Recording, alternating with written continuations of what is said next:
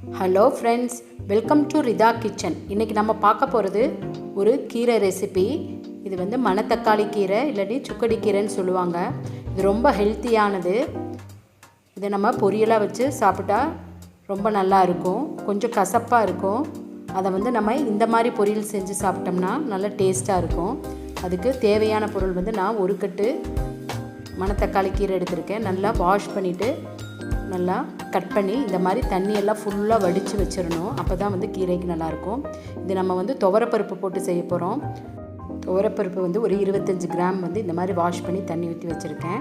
இப்போ சின்ன வெங்காயம் வந்து ஒரு 10 இப்படி கட் பண்ணி வச்சுருக்கேன். பெரிய வெங்காயம் 1 இந்த மாதிரி ஸ்லைஸாக கட் பண்ணி வச்சுருக்கேன். வரமிளகா ஒரு 4 காரத்துக்கு தகுந்த மாதிரி போட்டுக்கணும்.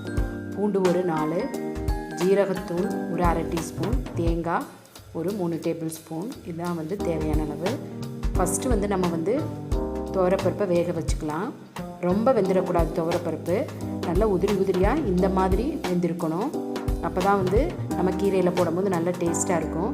இப்போ கீரை நம்ம தாளிச்சிக்கலாம். இப்போ நான் வந்து 2 டேபிள் ஸ்பூன் தேங்காய் எண்ணெய் தான் விட்டுருக்கேன். தேங்காய் எண்ணெய் விட்டால் கீரைக்கு ரொம்ப டேஸ்ட்டாக இருக்கும்.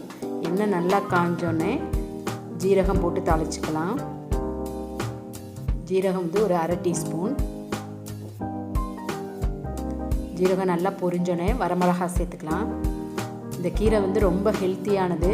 நம்ம சமைச்சு சாப்பிடும் போது இது கொஞ்சம் கசப்பு தன்மையோடு இருக்கும். இந்த மாதிரி செஞ்சு சாப்பிட்டா நமக்கு வந்து கசப்பே தெரியாது, நல்ல டேஸ்ட்டாகவும் இருக்கும். இப்போ வரமிளகாவை சேர்த்துக்கலாம். சேர்த்து நல்லா வதக்கிக்கலாம்.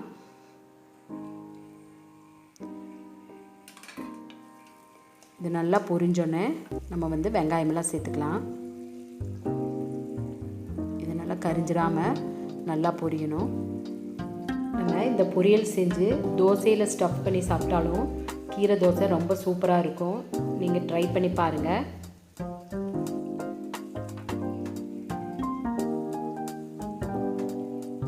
நல்லா பொரிஞ்சிருச்சு.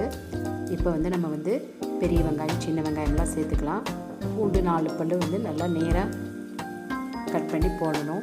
பூண்டு சேர்க்கும் போது ரொம்ப நல்லா ஃப்ளேவர் நல்லாயிருக்கும்.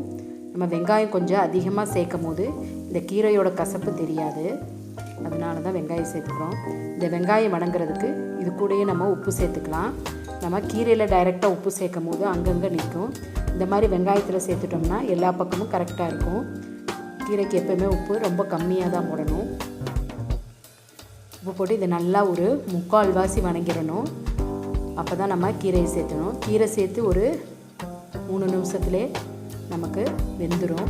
அதனால் வந்து இந்த வெங்காயம் வந்து நல்லா ஒரு 3/4 வாசி வதங்கணும். இது நல்லா வதங்கட்டும். இப்போ இந்த மாதிரி வதங்கினோடனே நம்ம இதில் வந்து நம்ம கீரையை சேர்த்துக்கலாம்.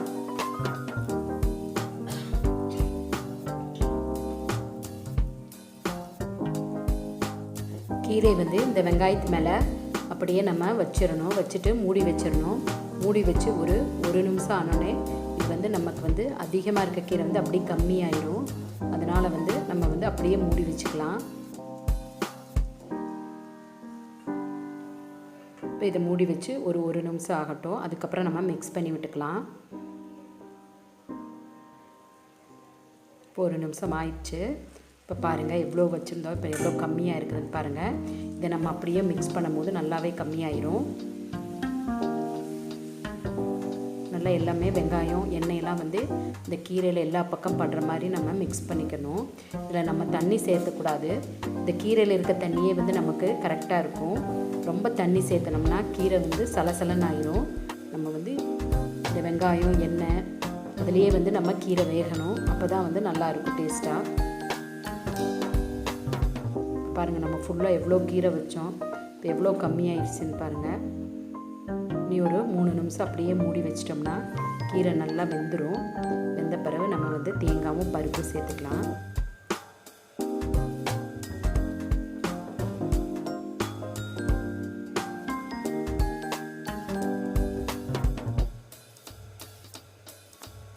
இதை வந்து அப்படியே மூடி வச்சுட்டு ஒரு 3 மினிட்ஸ் வந்து அப்படியே விட்டுக்கலாம்.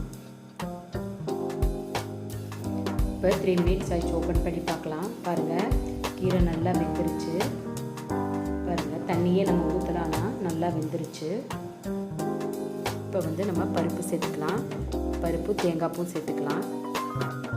சேர்த்து இது மறுபடியும் நல்லா மிக்ஸ் பண்ணி ஒரு நிமிஷம் வச்சா போதும். கீரை பொரியல் ரெடி ஆயிரும். இது ரொம்ப டேஸ்ட்டாக இருக்கும். நம்ம கீரை தோசை செய்யும் போதும் இதை நம்ம ஸ்டஃப் பண்ணி சாப்பிட்டோம்னாலும் நல்ல கீரை தோசையும் நல்ல டேஸ்ட்டாக இருக்கும். பாருங்கள், கீரையோட கலரும் மாறலை. இந்த மாதிரி வைக்கும் போது நல்ல கீரை வந்து நல்ல க்ரீன் கலராகவே இருக்கும்.